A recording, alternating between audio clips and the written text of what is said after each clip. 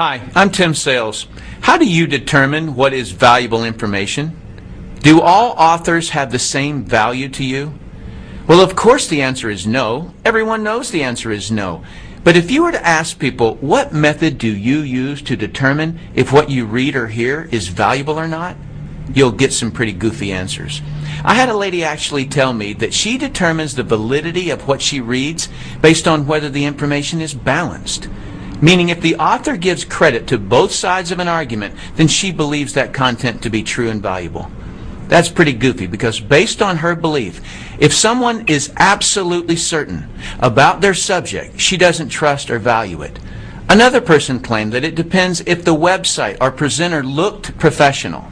That too is goofy and can lead one down many wrong paths. My former profession was underwater bomb squad. The information we operated on meant life or death. I learned there how to place the correct value on what I read or heard. My desire here with this short clip is to share with you how to determine whose advice to take. The very first thing you need to determine from any author you're reading or listening to is whether you're hearing their belief on the subject or is what you're hearing provable fact.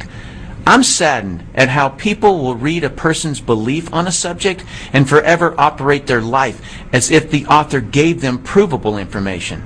I remember a history professor giving the class his religious beliefs as if it was factual. The sad part is there were people who took that professor's belief mostly because he appeared to be an authority to all of us. But the information he gave us on religion was his beliefs only, none of which was provable.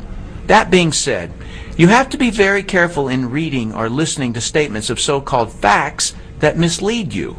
As an example, I recently read, your odds of making big money in network marketing are lower than winning at gambling in Las Vegas.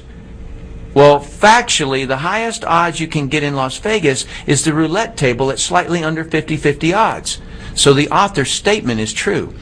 But how the author tricked you was by implying that making money in network marketing is based on odds or chance.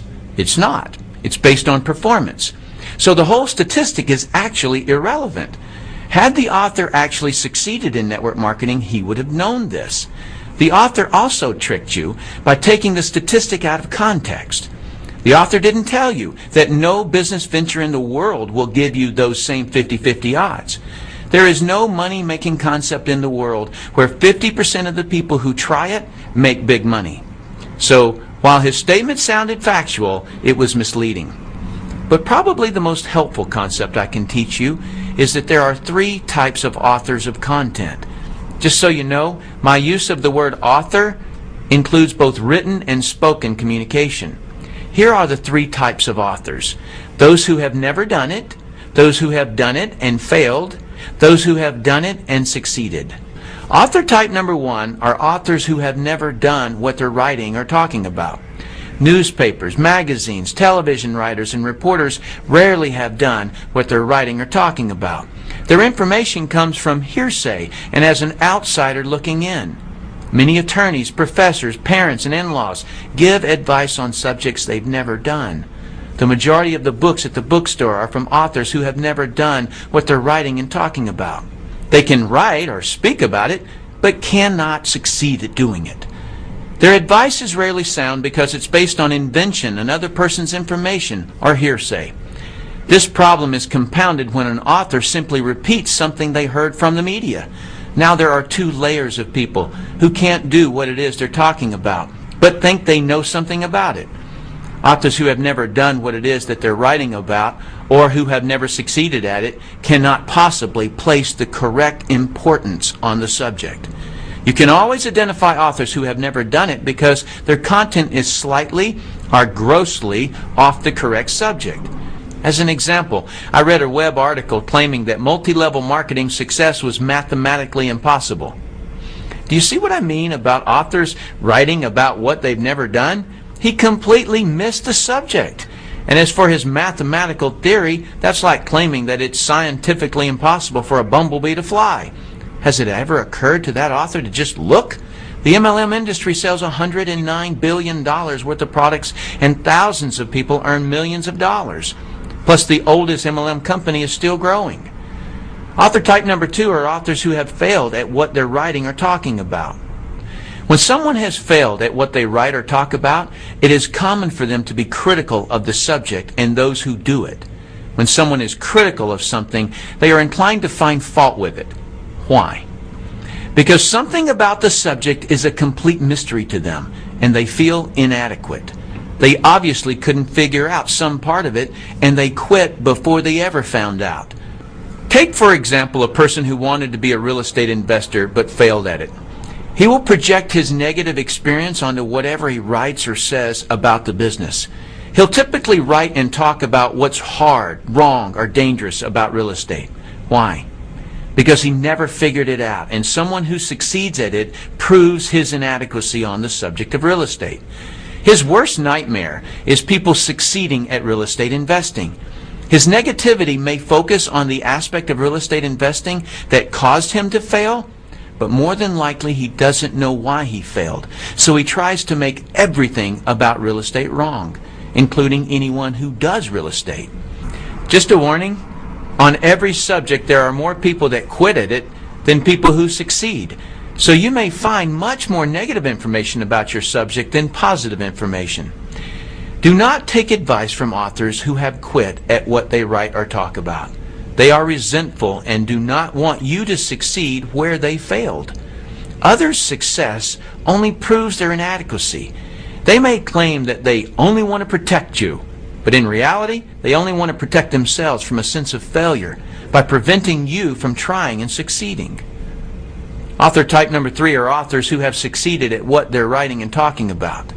If an author has succeeded at what they are writing or talking about, they are a valuable asset to you, and their advice is worth listening to. They know what is important and what is not important about the subject.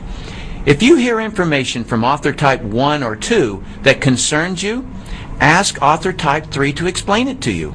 They will be able to explain things and categorize the information so that it's logical.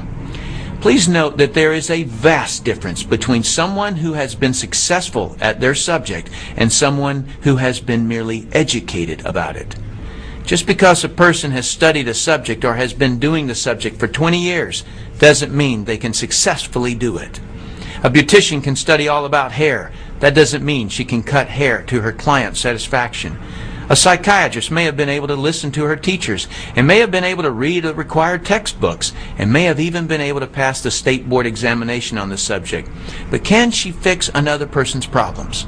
If she can't, don't take her advice. A student who has been educated on a subject has only proven that she can be a successful student. She has not proven that she can successfully perform in the subject. The person you should accept advice from on a subject you're researching is the person who has gotten the results you desire. If you want to succeed, take the advice of those who have been successful. In conclusion, the easiest advice in the world to give or receive in business or money-making ventures is don't do it. But keep this idea in your mind about money. The most amount of money you'll ever lose is the amount you'll never make. Let's say you're looking at a business where you can make $1 million a year that requires an investment of a few $1,000s. There are people making that amount in the business you're researching, but someone gives you the simple advice of don't do it. So you don't. You may think you saved a few $1,000s, but what you really lost was $1 million a year. The cost of that poor advice you took was way more expensive than the few $1,000s you saved. If you read a website or listen to someone that is recommending you not do a particular business, just ask them for a better alternative where the same return is available. And of course, don't take their advice unless they've succeeded in the business they're recommending. I personally do not have a stake in what you choose to do in network marketing. But being someone who has been financially successful, it's heartbreaking to me how many people are stopped or derailed by some author who doesn't know what they're talking about and shouldn't be giving advice on something they haven't been able to succeed at. Thanks for watching this clip. I hope this information helps you to determine whose advice to take. I'm Tim Sales.